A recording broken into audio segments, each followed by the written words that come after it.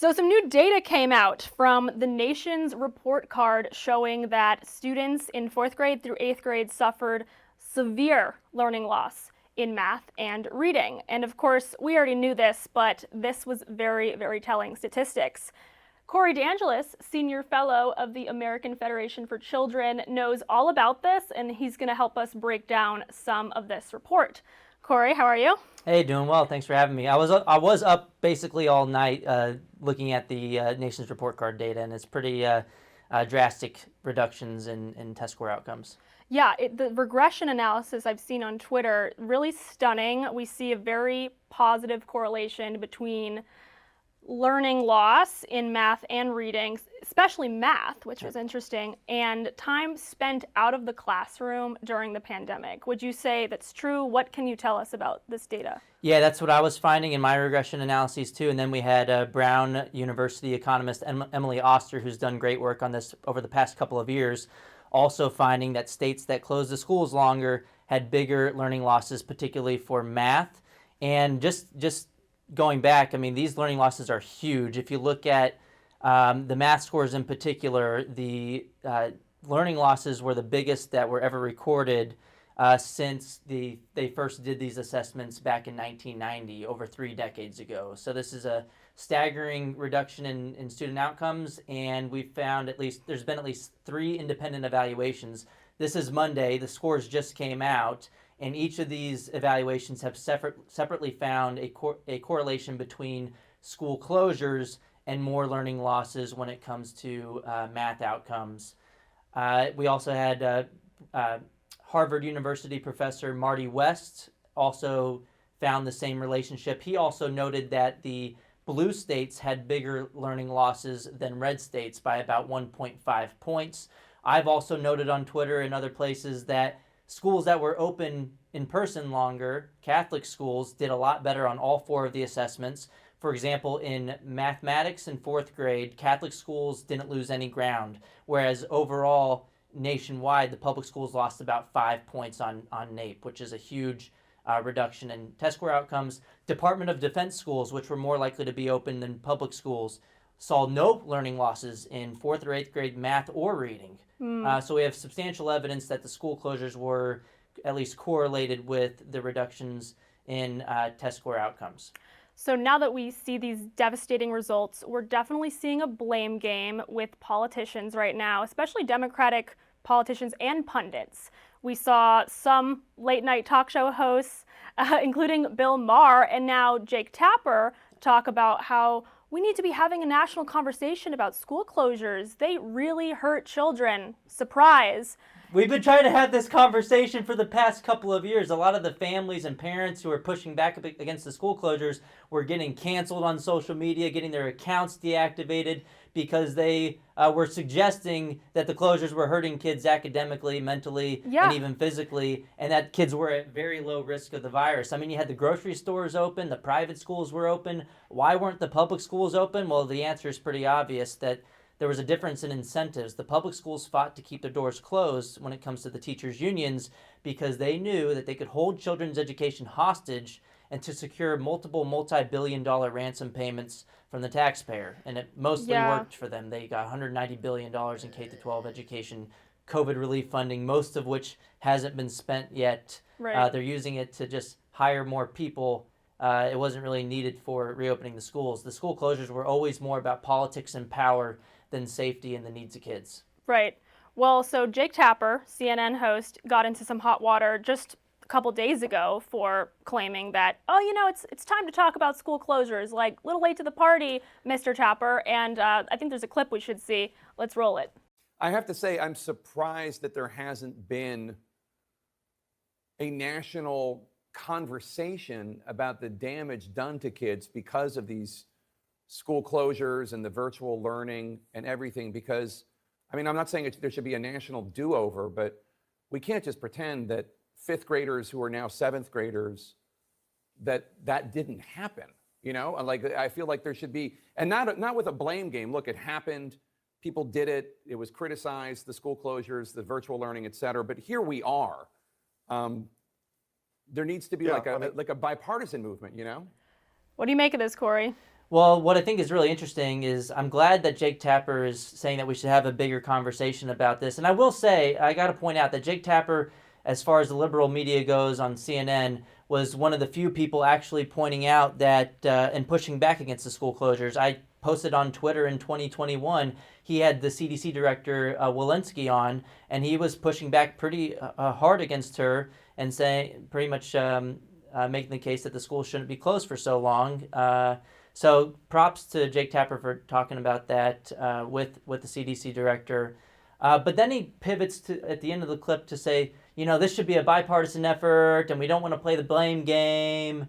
And of course, that's what Democrats want to do right now because the midterms are coming up in a couple of weeks, and they don't want to see losses as a result of the learning losses associated with the school closures, which were caused by one of their biggest donors, the teachers unions. I mean, Randy Weingarten's union, the AFT, according to Open Secrets, over 99% of her campaign contributions have gone to Democrats as opposed to Republicans. And you hear the AFT, American Federation of Teachers, their treasurer and Randy Weingarten repeating the same talking point. We shouldn't get into this blame game. Of course they don't want to get into the conversation about the blame game because that game isn't so fun when you're at fault. I mean, we have tons of data. There have been 6 rigorous studies now. I've done at least one of them, peer-reviewed analysis, finding that places that had stronger teachers unions had public schools closed longer. And you didn't really need rigorous studies for that. You could just see that in the headlines in the news, Los Angeles teachers unions were calling for a wealth tax, Medicare for all, and other political things like police-free schools and more federal funding in order to reopen the schools. A lot of stuff that had nothing to do with reopening the schools. You had the Chicago Teachers Union board member vacationing in Puerto Rico in person while fighting against going back to work in person. There was so much hypocrisy. It was right before our eyes, and parents aren't going to be fooled by the gaslighting by those like Randy Weingarten who don't want to be held responsible for their actions. Right. And so we'll see how this plays into the midterms, but it's interesting that the blue states had bigger learning losses on the NAEP, and the teachers unions were largely responsible for the closures according to tons of data and just common sense. Right. Well, we know you were on the right side of history when it came to reopening schools, and you're also a big advocate of school choice. And in Arizona, we saw this massive campaign to attempt to overturn the state's school choice expansion totally fail. It was a teachers union-backed effort. It was called Save Our Schools, Arizona. How about Save Our Students? Yeah. They're so focused on the buildings, they're not focused on the kids. And they took a massive L just earlier this year when they tried to put it on the ballot to block the biggest school choice expansion in U.S. history. They needed 119,000 valid signatures. They said that they turned in 143,000 signatures. They actually only ended up turning in about 87,000. They were far below what they needed, and which raises the question, how are they so far off when they said that they had so many more? They either lied about it to try to pause the program for just a little longer to trap kids in their failing schools as long as they possibly could, or they're really bad at math. They were 64% off.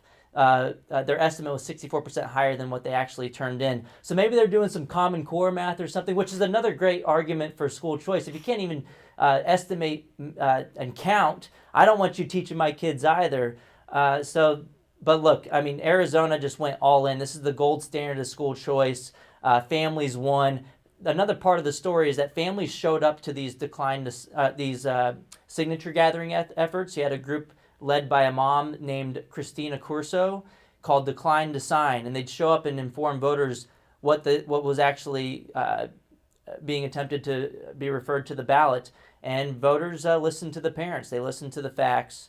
And this shows you that this new special interest group all across the country, parents who want more of a say in their kids' education, can actually be more powerful than the teachers unions who have controlled K-12 education for far too long. Parents are the new political power players in town. They aren't going away anytime soon. They've woken up over the past couple of years because of the woke curriculum and other issues with the schools, seeing that the system doesn't really care all that much about them, and these parents are never going back to sleep. So politicians would be wise to listen to them going forward. And we're seeing some actually change their tune on the issue of school choice. Democratic gubernatorial candidates, high-profile ones even, Josh Shapiro in Pennsylvania and Governor J.B. Pritzker in Illinois, both switched their stance publicly on school choice, private school choice, having the money follow the child to a private provider of education less than a month or 2 months before the election.